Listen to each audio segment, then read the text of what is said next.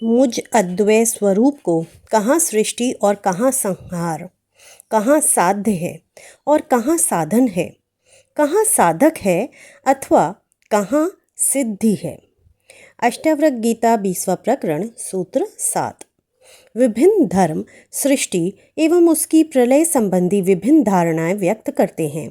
कुछ कहते हैं कि यह सृष्टि अनादि है, इसे किसी ने बनाया नहीं, ये कभी नष्ट नहीं होगी। तो कुछ कहते हैं परमात्मा ने 6 दिन में सृष्टि बनाई, वही इसका संचालन कर रहा है तथा वही इसका संहार भी करेगा। कुछ कहते हैं सृष्टि परमात्मा की अभिव्यक्ति है, एक ही ब्रह्म विभिन्न रूपों में अभिव्यक्त हुआ है, फैलना विस्तार को प्राप्त होना ही इसका गुण है। सृष्टि का निर्माण संकल्प से हुआ, एक सीमा तक उसका विस्तार होगा, इसके बाद वह पुनः सिकुड़ेगी एवं निज स्वरूप ब्रह्म में पुनः विलीन हो जाएगी। यही प्रलय की स्थिति होगी। विज्ञान भी मानता है कि पदार्थ और ऊर्जा भिन्न नहीं है। पदार्थ ऊर्जा का दृश्य रूप है एवं ऊर्जा पदार्थ का अदृश्य रूप।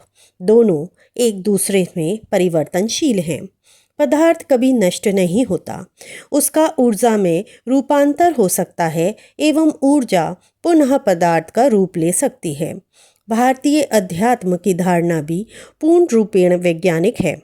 वह नहीं कहता कि परमात्मा ने कुंभकार के जैसे सृष्टि से अलग कहीं आकाश में बैठकर 6 दिन में उसे बनाई तथा यह उसके आदेशानुसार चल रही है, वह चाहे तब इसका संहार कर सकता है। ऐसी धारणा ही अवैज्ञानिक है, बचकानी है, मूढ़तापूर्ण है। ऐसी धारणा शूद्र बुद्धि का अनुमान मात्र है कि सृष्टि है तो उसे कोई बनाने वाला भी होना चाहिए। बिना बनाए एक घड़ा भी नहीं बन सकता, तो बिना बनाए सृष्टि कैसे बन सकती है? किंतु ये अज्ञानी की कल्पना मात्र है।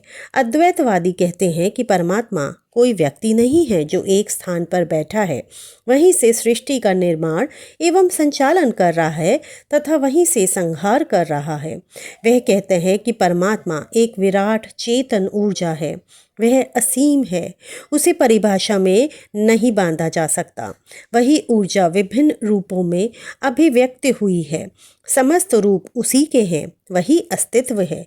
वह मूर्ति में भी है, समस्त प्राणी एवं वनस्पति में भी है, तो पत्थर में भी वही ऊर्जा है। ऊर्जा ही घनीभूत होकर पत्थर दिखाई देती है।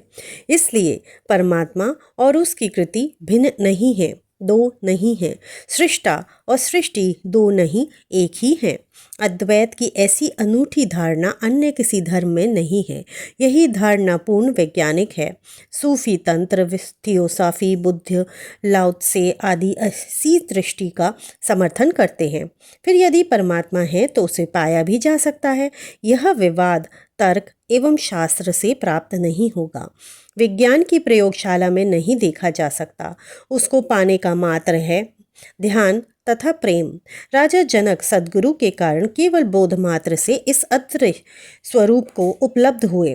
वे कहते हैं जब संपूर्ण सृष्टि आत्मा का ही विस्तार है तो आत्मा ही मूल तत्व है, वही अस्तित्व है। फिर उससे भिन्न न कोई सृष्टि है न उसका संहार है, क्योंकि अस्तित्व कभी नष्ट नहीं होता, ऊर्जा नष्ट नहीं होती। जिसने आत्मा को पा लिया उसके लिए साध्य, साधन, साधक एवं सिद्धि सब व्यर्थ है। ये सब अज्ञानी के लिए है। इति श्री सूत्र 7। कल फिर मिलते हैं एक नए सूत्र के साथ, तब तक के लिए आज्ञा।